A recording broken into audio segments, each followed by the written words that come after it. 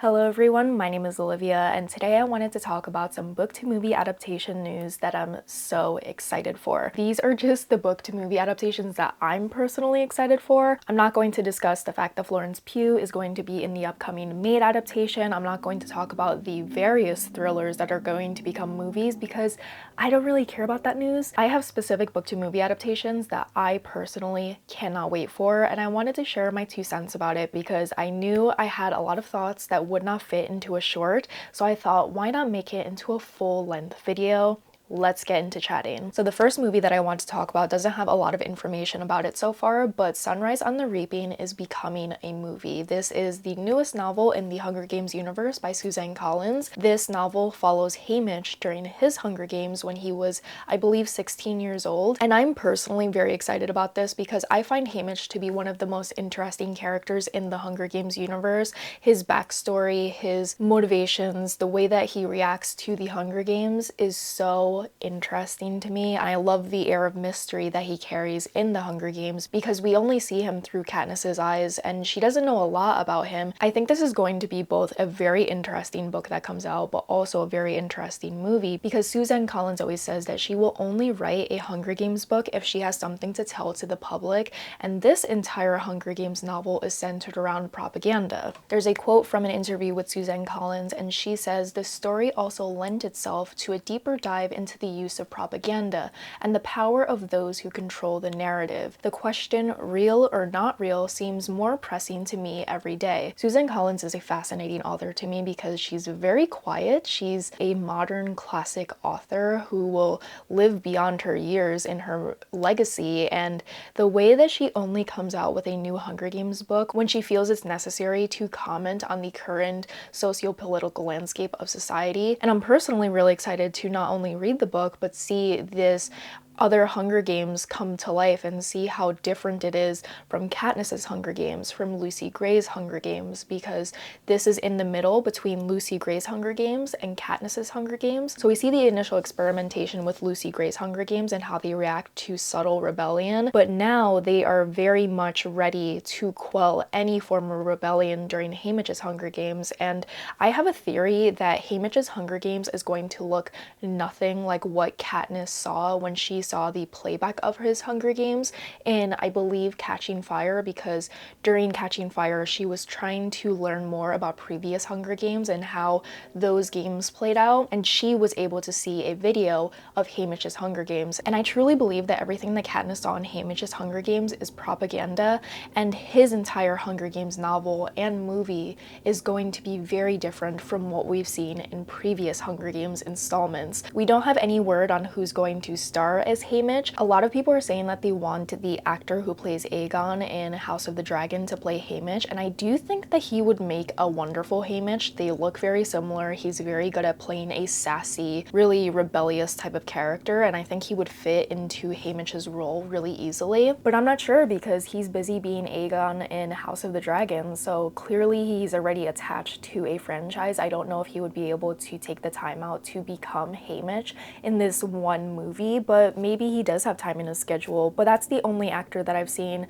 who is a very compelling fan cast that I've seen from the public. Anyone else who has been mentioned doesn't really compel me, or maybe they're going to go down the route where they pick someone who's a little bit unknown. It will give someone the chance to kind of make a name for themselves, and I also think it would be cool to see someone new on screen because we always see the same actors over and over again. But also one can make the argument that the actor for Aegon isn't that well known, and he has the chance to rise as an actor the same way that Rachel Zegler did as Lucy Gray. That is a movie that I definitely have my eyes out for. I'm definitely going to go see the first weekend it comes out. The entire conversation about the Hunger Games is always so relevant and timely and important, and it speaks about the broader view of our own society because it holds a mirror up to it. Now let's talk about the movie that I'm so excited for at a level that other people don't appreciate, at a level that other people don't understand,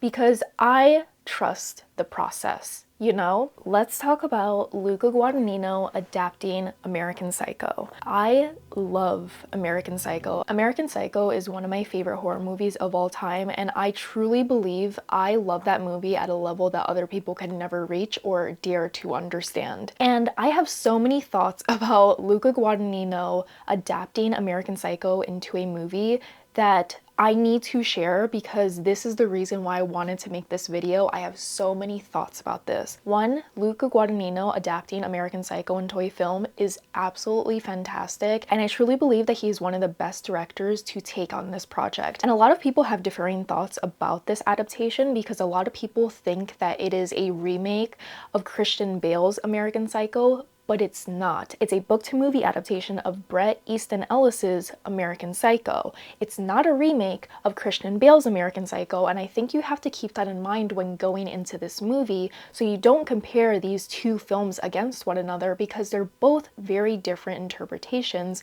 of the original text.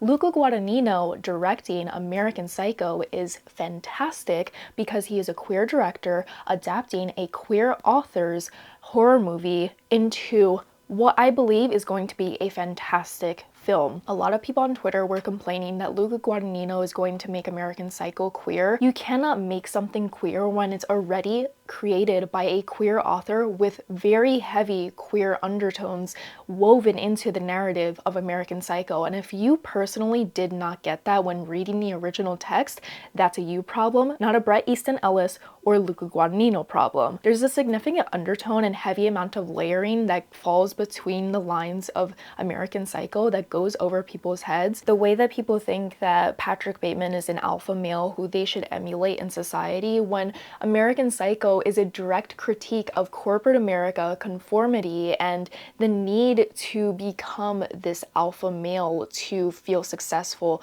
even though when you are trying to stand out in the crowd of society, you are only falling in line into this deep sense of conformity that society wants you to play into. To me, American Psycho is one of the best horror movies of all time because there's so much to unpack in the film, and it's deeply a satire of corporate America, of being a businessman, of being a successful white man in society, and how they can literally get away with murder and go on with their life and face no consequences. I think that Luca Guadagnino will bring a fresh interpretation to American Psycho while also bringing forth perhaps even heavier queer undertones into the film that he's going to create, and that is something that I want to see on screen. I think I'm going to equally love both adaptations of American Psycho because they're both going to bring something different to the table.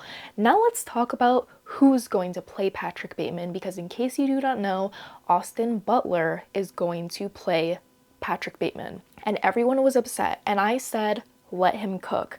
I've been an Austin Butler head since Hannah Montana. I've been on that man's side since the beginning of his career, and I truly believe that he has the opportunity to take this role and run with it and make it one of his best performances of all time. And there are so many different things that people complained about when they found out that Austin Butler was going to play Patrick Bateman.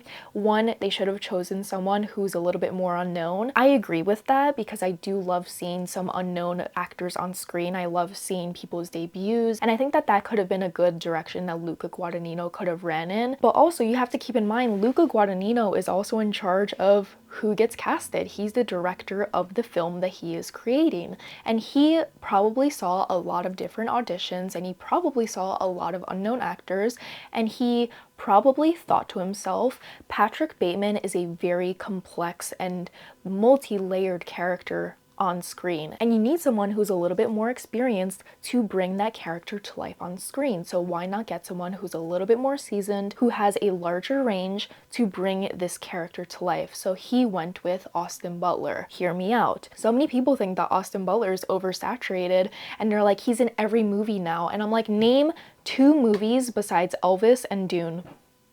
Name 2 movies. You can't, because he hasn't been in a lot of movies. Just because he happened to be in Elvis and then happened to be in Dune, he's not an oversaturated actor the way the other actors are. He's not even overrated, because if you look at his performance in Dune, if you look at his performance in Elvis, you cannot deny that this man takes a role and brings it to life in such a fantastic way and really makes each character his own. The question is he going to be blonde or is he going to have black hair? I think his blonde hair can really drive home the fact that this is a critique of white men in society, particularly white men in corporate America, and how they have this overwhelming amount of privilege that they can do good or bad with. And I think if Luca Guadagnino makes him have black hair, people might compare him more to Christian Bale's role as Patrick Bateman, because then you have a true stark contrast to the American Psycho that we all know and love. I have so many thoughts about American Psycho. I have trust in both of these men, and I truly believe that they can make this movie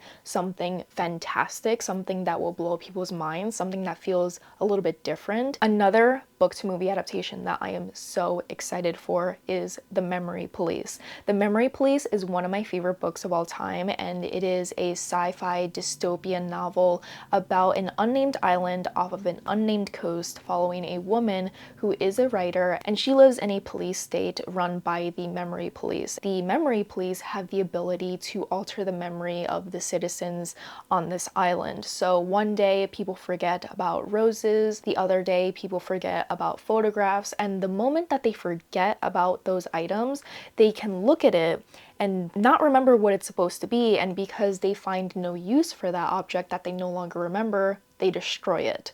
So this is a larger discussion of how fickle memory is in society, how quick we are to forget, and I thought that this book was so fantastic. So when I found out it was going to become a movie, I was over the moon. And then when I found out that Lily Gladstone is going to play the central character, I was beyond over the moon, because Lily Gladstone is the star of Killers of the Flower Moon, which was Martin Scorsese's latest film. And they did such a fantastic performance that was truly snubbed by the Oscars. And I think that their acting style is so poised, so calm, so quiet, yet so powerful, and that's exactly what you need in The Memory Police. I wonder if they're going to delve deeper into the concept of this omnipresent government that can control its citizens' memories.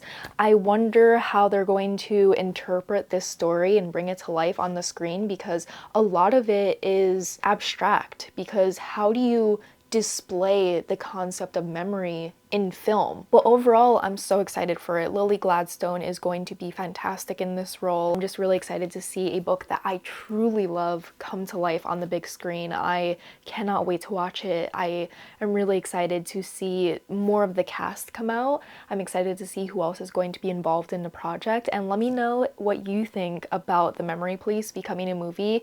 Do we think it's going to be more about the Memory Police, or do we think that they're going to be a little bit more faithful and only follow Lily Gladstone's character in this movie? Or do we think that they're going to expand the world so you get a little bit more answers than you did in the book? Let me know. I would love to hear your thoughts. Another favorite book that's becoming a movie that I cannot stop thinking about, that I'm so excited about, is Hamnet. Hamnet by Maggie O'Farrell is becoming a movie, and Paul Mescal is going to play William Shakespeare. I could not be more satisfied with this casting. If you do not know, Hamnet is a historical fiction following William Shakespeare's wife, Anne Hathaway. Yes, the actress is named after Anne Hathaway, the wife of Shakespeare, and we follow her as she meets Shakespeare, as she marries him, and she eventually has 3 children. She has twins and I believe another daughter, and one of the children die because this is set during the plague. We follow Anne Hathaway and William Shakespeare as they are going through the grieving process of losing a child. This is not a spoiler, it's like in the synopsis. So this is a really sad novel exploring grief and what it's like to bury your child and what it's like to move on with your life even though there's this gaping hole within you, because how do you move on when a piece of your world is now buried underground? And the way that Maggie O'Farrell explores grief and explores grief through the lens of Anne Hathaway is so beautiful, so heartbreaking.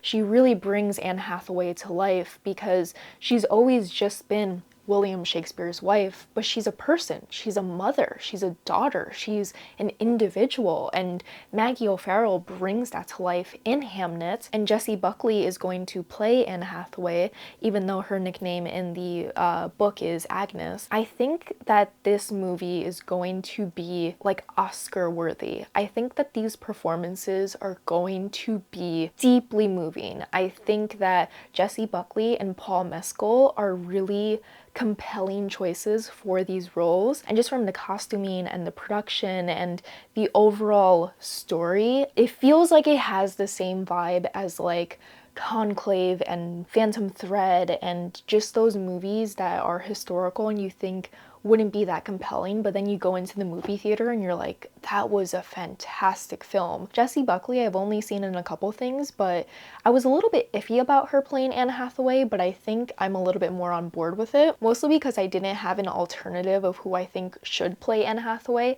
So this is another thing where I'm like, let them cook.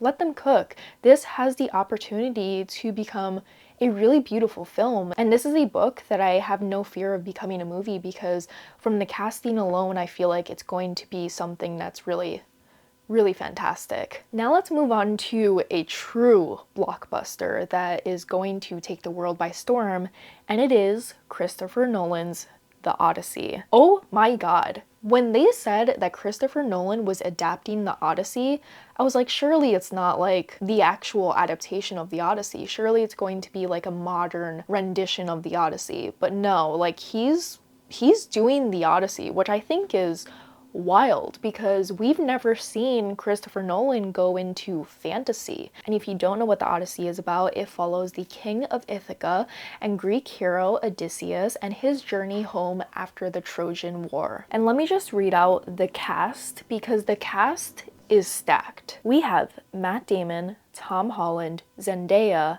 Anne Hathaway, Lupita Nyong'o, Robert Pattinson, and Charlize Theron. So basically all of my favorite actors in one movie, are you kidding me? All you need to do is add Oscar Isaac and Pedro Pascal and we're ready.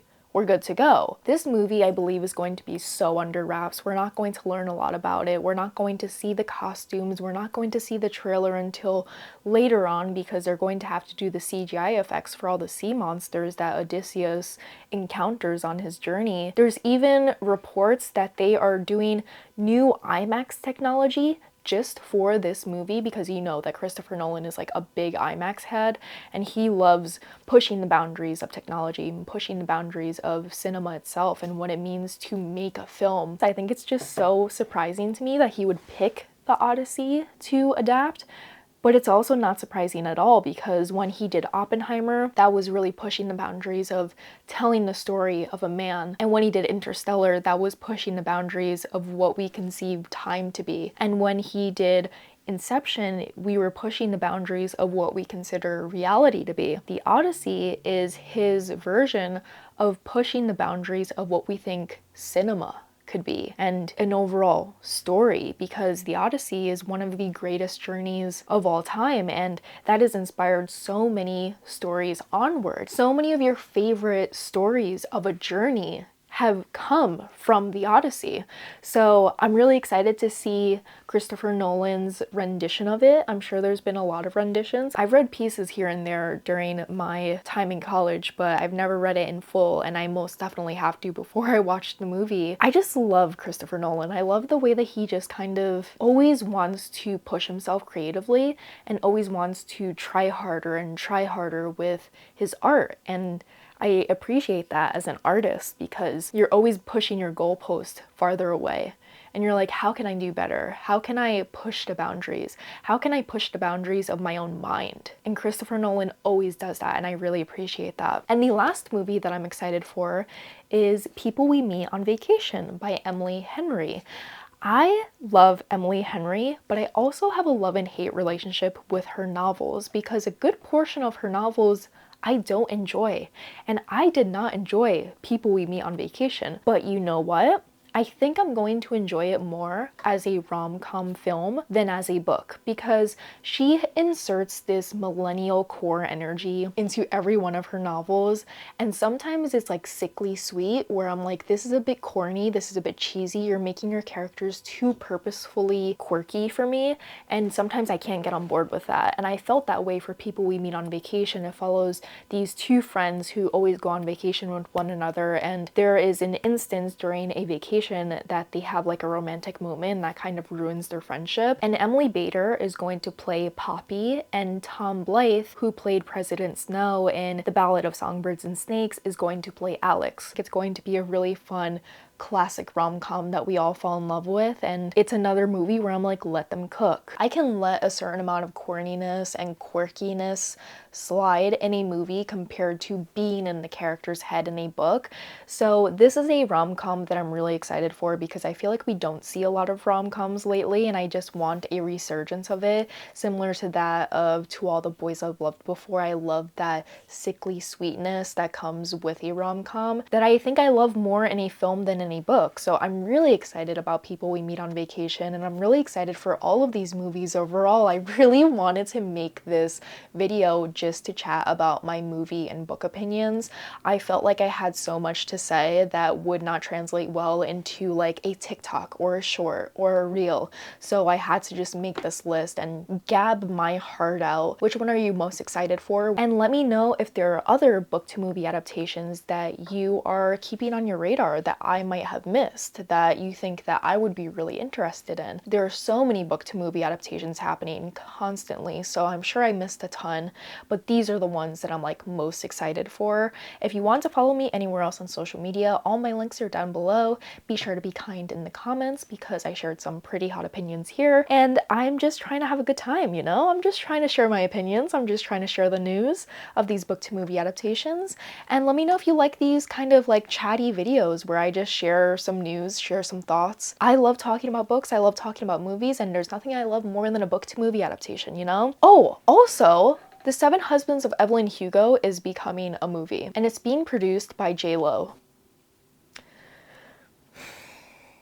I'm not excited for that one, in case you didn't know. I have no faith in that one, especially because it's going to become a Netflix film. I have no faith in that. I completely forgot about that. It's because I literally blocked it out of my mind. That's happening, in case you didn't know. Sorry to ruin your day with that news. Thank you for staying this far in the video. If you have made it this far, be sure to leave a clapper emoji so we can see who stays for the longest in all my videos.